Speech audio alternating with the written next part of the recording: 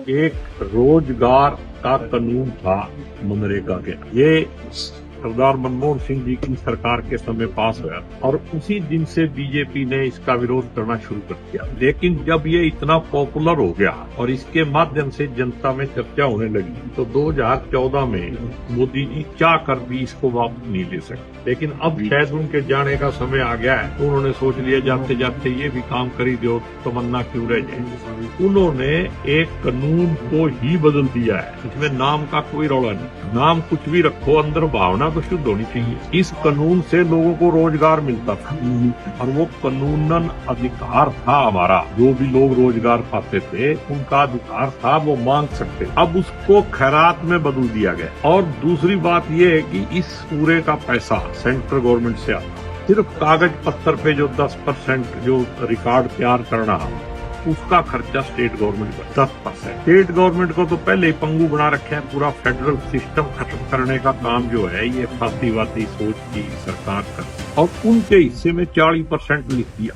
लिखना ही तो है, करना तो कुछ है। अधिकार भी खत्म हो गया, स्टेट के ऊपर बोझ डाल दिया। स्टेट के पास आप अपने यहीं पता कर लो, पेंशन लोगों की नहीं आ रही, बुढ़ापा पेंशन तो दे नहीं पा रहे, तनख्वाह ये दे नहीं पा रहे, नौकरियां इसलिए नहीं दे पा रहे कि स्टेट के पास फंड नहीं है। अभी पीछे आपने देखा ओपीएस वालों का एक सम्मेलन था, हमारे माननीय खट्टर साहब कह रहे थे कि अगर ओपीएस शुरू हो गया तो दिवालिया निकल जाए। तो ये पिछले 78 साल से देश चल रहा है, दिवालिया निकला तो नहीं।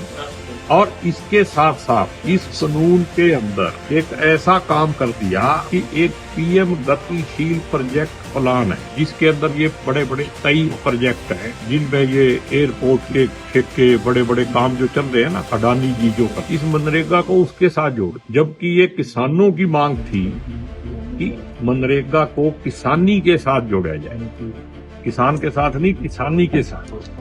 उसके अंदर ही ज्यादातर मजदूर है वो गांव में रहते हैं और उनको वहाँ काम भी मिलेगा और किसान की मदद भी हो जाएगी। वो तो किया। तो कुल मिला के असली बात तो ये है कि नीयत खराब है और गरीब आदमी को यहाँ से हटा के इन बड़े बड़े जो खरबपति हैं, अडानी अंबानी के यहाँ पे लेबर की जरूरत है, ताकि वहाँ जाके लेबर करो और वो जो जितने पैसे दें वो लो। अधिकार खत्म है आपका। ये पीछे जो किसान के कानून आए थे वो भी यही लाने के लिए थे, भी किसान मरे और लेबर में कन्वर्ट हो।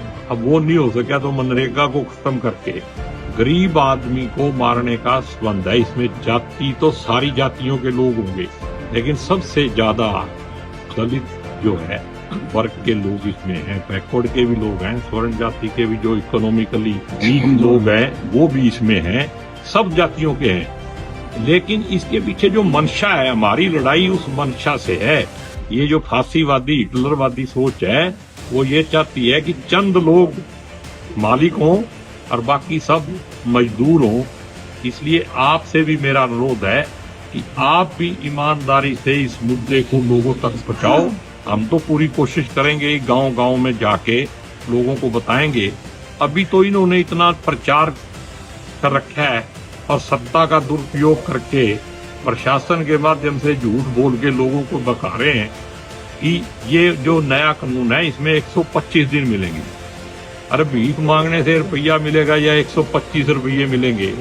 मांगनी तो भीख ही है। अब एक गांव में काम होना है, गली बननी मार लो मेरे गांव में, उसका फैसला दिल्ली प्रधानमंत्री के ऑफिस से होगा।